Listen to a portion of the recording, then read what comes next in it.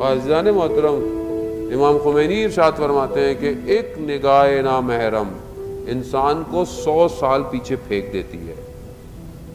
100 سال پیچھے پھینک. 100 سال تو زندگی نہیں ہے. 100 سال تو زندگی نہیں ہے ہماری زندگی کتنی ہے؟ آج تو 20-25 میں ہی آدمی فارغ ہو رہا ہے.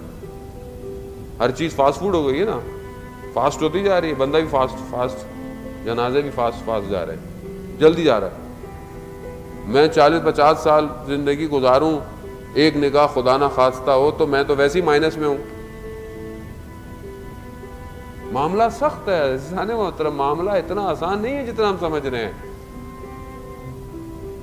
یہ تو لطف کر رہے ہیں کہ اہل بیت کے ماننے والے ہیں، کوئی آپشن ہے ہمارے پاس. باغیوں کے پاس تو آپشن بھی کوئی نہیں ہے. ایک آپشن ہے کہ چلیں نکل جائیں گے، لیکن اس کا مطلب یہ نہیں ہے کہ اس آپشن کو لیں، صبح گناہ کریں، شام کو آئیں مجلس میں.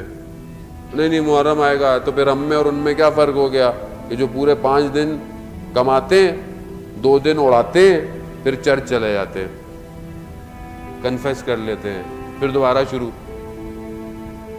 توبہ کے اصل معنی شرمندگی کے ہیں. توبہ کے اصل معنی اپنے آپ کو خدا کی طرف پلٹانے کے معنی ہیں. خوب انسان اندر سے شرمندہ ہو جب خطا کرے.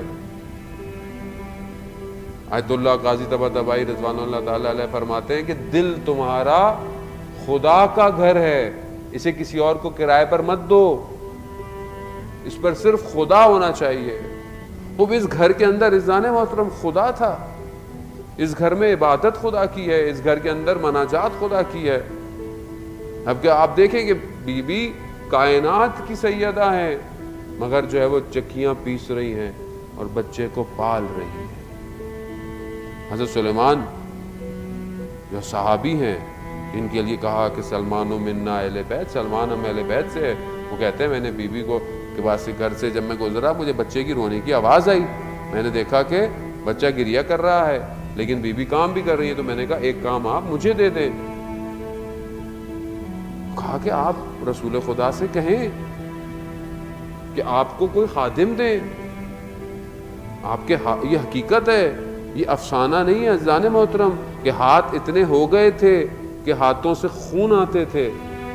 یہ حقیقت ہے. یہ رسول خدا کی خدمت میں جب بی بی جاتی ہیں تو رسول خدا کہتے ہیں کہ میں تمہیں ایک ایسا تحفہ دوں گا جو اس سے کئی زیادہ بہتر ہے. کیا تحفہ دیا؟ تسبیح حضرت زہرا. اگر غلام دے دیا ہوتا تو شاید دے دیا ہوتا، لیکن آج تسبیح ہم لوگوں کو مل گئی کہ جو واجب نماز کے بعد، تاکیبات میں میرا چھٹا امام ارشاد فرماتا ہے جو تسبیح پڑھے اسے 1000 رکعت کا ثواب ملے گا. 1000 رکعت ایک تسبیح. کسی مشکل میں پھنسے انسان تسبیح پڑھے. عزیزان محترم، اب یہ تعلیمات اسلامی ہیں کہ ہم گھر ہو، شوہر اور بیوی کا جو رابطہ ہے یہ الہی رابطہ ہے. ہم اس کو شروع کیسے کرتے ہیں کہ مولانا صاحب جب خطبہ پڑھتے ہیں کیا کہتے ہیں؟ نکاح سنتی. رسول خدا نے فرمایا نکاح جو ہے وہ میری سنت ہے. من رغبا، جو بھی اس سے دور ہوگا وہ مجھ سے نہیں ہے. خوب ہم یہ کہہ کر سنت کرتے ہیں. اسلامی طریقے سے نکاح ہوتا ہے، انسان پڑھتا ہے، اس کے بعد اسلام کہیں اور چلا جاتا ہے، میاں بیوی کہیں اور چلے جاتے ہیں، اسلام وہاں سے غائب ہو جاتا ہے. لیکن آپ گھر کے اندر اسلام دیکھیں کہ شوہر اور بیوی کا جو رابطہ ہے وہ الہی رابطہ ہے.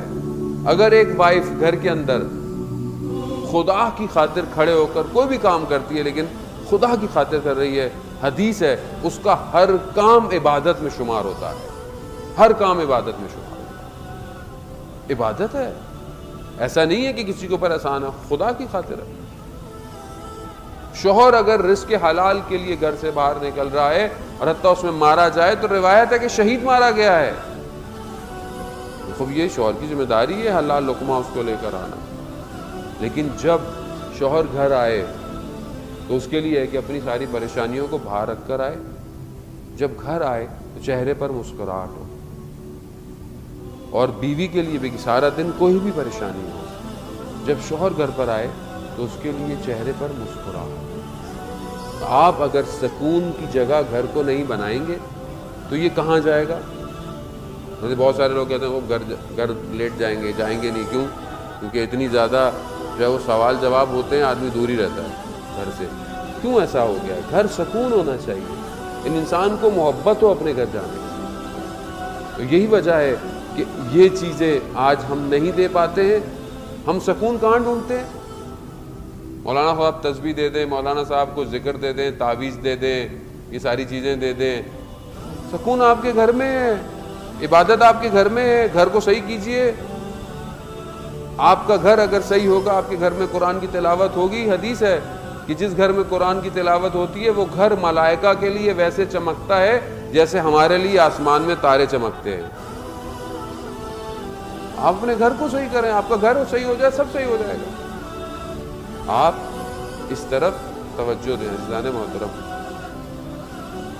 ہم صرف اگر مجلسوں میں بات سن کر چلے جائیں، پریکٹیکلی امپلیمنٹ نہیں کریں تو فائدہ نہیں ہے. آپ اپنی زندگی میں لسٹ بنائیں، کہاں غلطیاں ہیں ان کو صحیح کریں. خدا کی طرف متوجہ ہو. خدا کم رنگ ہو گیا ہے، فارسی کا ورڈ ہے کم رنگ، یعنی خدا ہماری زندگی میں اس طرح نہیں ہے جس طرح ہونا چاہیے. میں اللہ اکبر کرتا ہوں، نماز پڑھتا ہوں، میری نماز جو ہے وہ عادت کی نماز ہے، ہیبٹ ہے. جیسے میں نے اللہ اکبر کیا وہ سب پڑھ رہے ہیں، میں بھی پڑھ رہا ہوں. نہیں پڑھیں گے وہ ایک شخص کے لیے کہ وہ اول شروع کی صفوں میں نماز پڑھتا تھا، ایک دن دیر ہو گئی، صف میں نہیں پہنچ پایا، اپنی جگہ پہ نہیں جہاں تھا، تو عجیب سی کیفیت ہو گئی کہ نماز ہی نہیں پڑھا. کیوں؟ کیونکہ خوب وہاں نہیں پڑھا، لوگ بولیں گے آج دیر سے آیا ہے. یعنی گویا وہ نماز خدا کی نہیں تھی، وہ نماز اس جگہ کی نماز تھی. کچھ لوگ ہوتا ہے نا پہلے سے اپنی آگے کی جگہوں پہ رکھ دیتے ہیں، بھئی یہاں تو کوئی اور نہیں بیٹھے گا. وہ مسجد ہے، اللہ کا گھر ہے، آپ کا گھر تھوڑی ہے. آپ آئیں پہلے آپ بیٹھ جائیں، دوسرا ہے دوسرا بیٹھ جائے.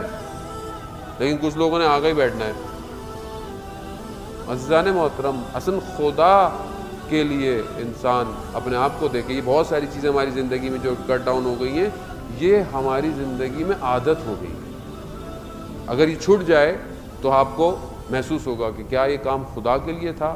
جہاں نفس کام کی مخالفت کرے وہیں سمجھ لے کہ انسان کو. آیت اللہ جواد ملکی تبریزی کے جو ملا حسین کلی حمدانی کے شاگرد تھے، کہتے ہیں کہ میرے نفس نے کہا کہ وہ جو شخص طالب علم آتا ہے اس کے جوتوں کو سیدھا کرو، نفس صحیح ہوگا.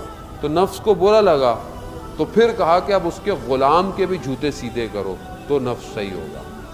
کیونکہ انسان کا نفس اس کو یہ کام کرنے نہیں دیتا. انسان گھر کے اندر کیا ہے، کوئی بات ہو گئی تو میں کیوں اپنی زوجہ سے معافی مانگوں، میں مرد ہوں، میں کیوں معافی مانگوں، اس کی غلطی ہے، اس کو ایسے کرنا چاہیے. شیطان آپ کو اکسائے گا اور بھڑکائے گا. اگر انسان ایک سوری کہہ دے تو کیا فرق پڑتا ہے؟ انسان اگر تھوڑا سا درگزر کر جائے کیا فرق پڑتا ہے؟ یا سامنے خاتون بھی یہی کہے میں کیوں معافی مانگوں، میری کیوں غلطی ہے. اگر یہ مخالفتیں چلتی رہیں، اور وہ وصیت میں حضرت سیدہ کیا کہتی ہیں، اے علی میں نے کبھی مخالفت نہیں کی، کبھی میں خلاف کی بات نہیں کی. تو عزیزان محترم، ہم اپنے گھروں میں ان چیزوں کو شامل کریں کہ جو اہل بیت کے گھروں کے اندر شامل تھیں. اگر یہ باتیں ہمارے گھروں کے اندر نہیں ہوں گی تو پھر ہم صحیح طرح حضرت سیدہ سلام اللہ علیہ کے سامنے روز قیامت میں کیسے جو ہے وہ پیش ہوں گے. اور جبکہ ان کی خلقت، اہل بیت کی خلقت جو ہے وہ بہت پرانی خلقت ہے نا. اصل روایت ہے کہ حضرت آدم علیہ السلام نبی جب خدا نے ان کو بنایا جنت میں حضرت حوا کے ساتھ، تو انہوں نے دیکھا ایک خاتون کو کہ اس نور جو ہے وہ ان سے نکل رہا ہے، سر پہ ایک نور کا تاج ہے، دو گوشوارے ہیں جو نور سے چمک رہے ہیں. تو حضرت آدم بہت متوجہ ہے کہ یہ کون ہے. کہا اے جبرائیل یہ کون سی ہستی ہے؟ کہا یہ آپ کی اولاد میں سے جو رسول آئیں گے یہ ان کی بیٹی ہے. کہا یہ مجھ سے پہلے خلق ہوئی ہے. کہا یہ آپ کی خلقت سے 4000 سال پہلے خدا کے علم وجود میں یہ قائم تھے لوگ. یہ روایت میں نہیں دیکھا میں نے کہ یہ خلق تھے، بلکہ موجود تھے. کب تھے نہیں پتا. اب یہ 4000 سال کون سے سال ہیں ہم نہیں پتا، کیونکہ ظاہر سورج زمین چاند بعد میں بنے، یہ لائٹ ایئرز تھے. کون سے ایئر تھے؟ گویا یہ خلقت پہلے کی ہے. یہ خدا نے انہیں بشر کے لبادے میں ہماری ہدایت کے لیے بھیجا، اور اگر ہم ان کو اس طرح فالو نہیں کریں تو روز قیامت میں ہم ان کے آگے شرمندہ ہیں. عزیزان محترم